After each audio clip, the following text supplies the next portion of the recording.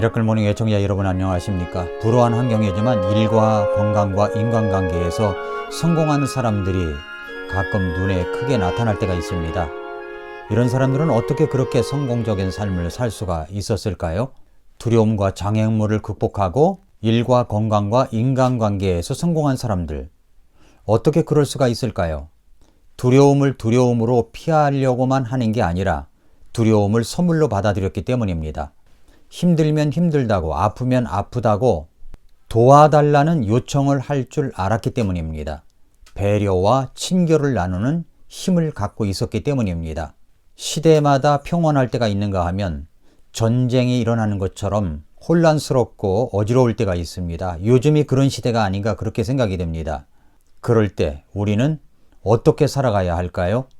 요한일서 말씀은 소아시아 지역에서 환난과 핍박과 역경 속에서 살아가고 있는 그리스도인들에게 나이 지긋한 아버지와 할아버지와 같은 심정을 가지고 자녀들과 어린 손자, 손녀, 뻘 되는 사람들에게 하나님의 말씀을 전해주고자 하는 말씀이 요한일서입니다.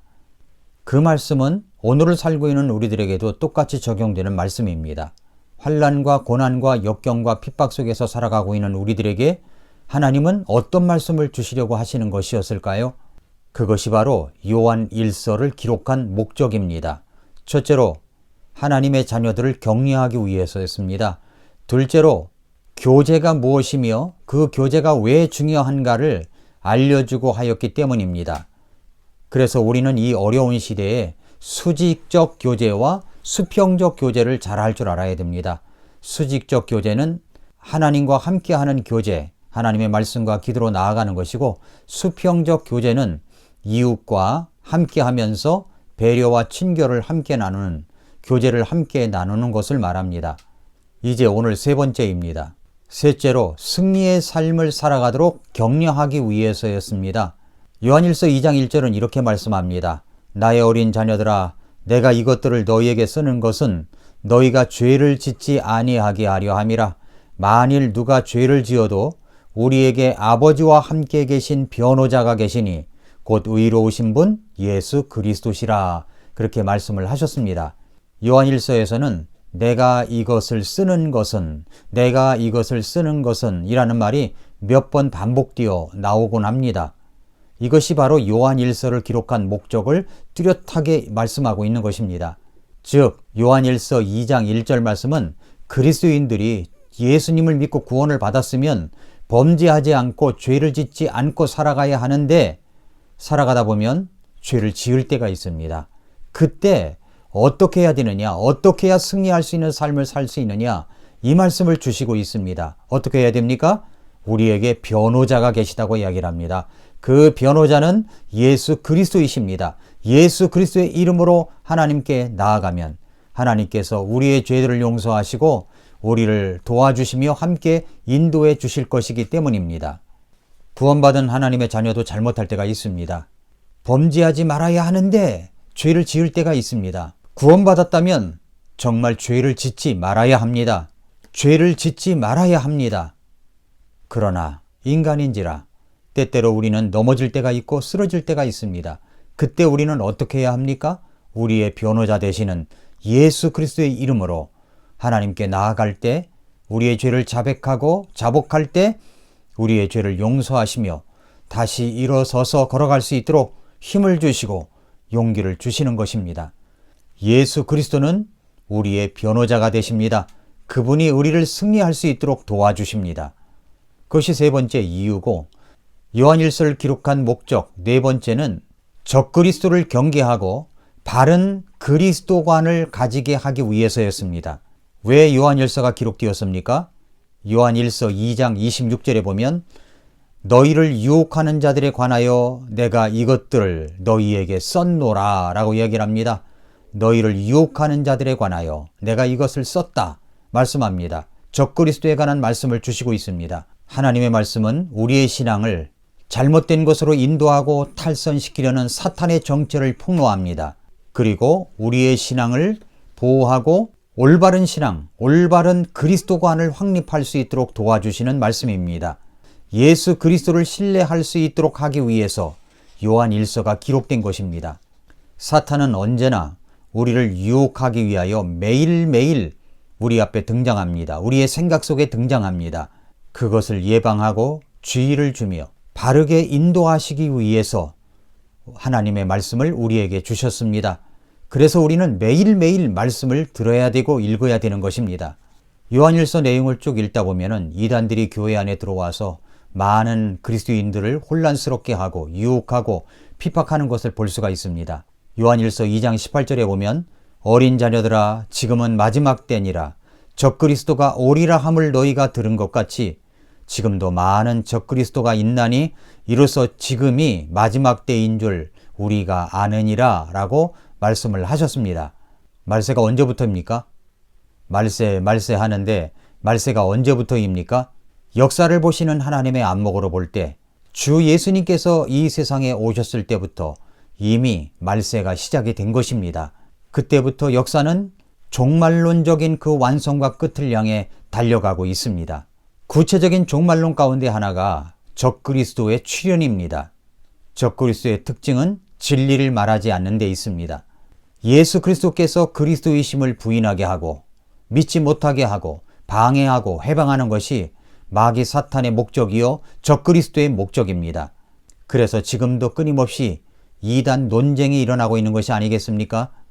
이단들은 하나님의 신성을 부인한다든지 예수님의 인성을 부인하곤 합니다.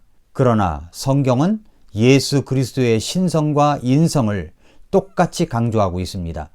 요한 1서가 기록될 그 당시에 이단 가운데 도케틱주의자들이 있었습니다. 이들은 가현설을 주장했습니다.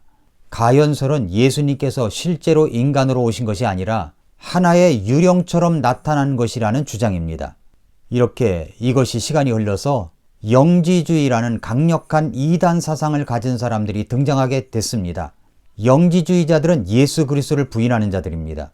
영혼과 육체를 엄격히 구별해서 육체는 한없이 더러운 것이고 영혼은 깨끗하고 신령한 것이라고 주장합니다. 그래서 구세주로 오실 분이 더러운 육체로 오실 수 있는가 하여 예수님이 육체로 오셨다는 사실을 부인하고 있습니다. 그러나 참된 복음적 그리스도인들은 우리가 이 땅에서 살아가는 동안 하나님께서 물질적 요소인 육체와 비물질적 요소인 영혼으로 인간을 지으셨다고 고백하고 있습니다.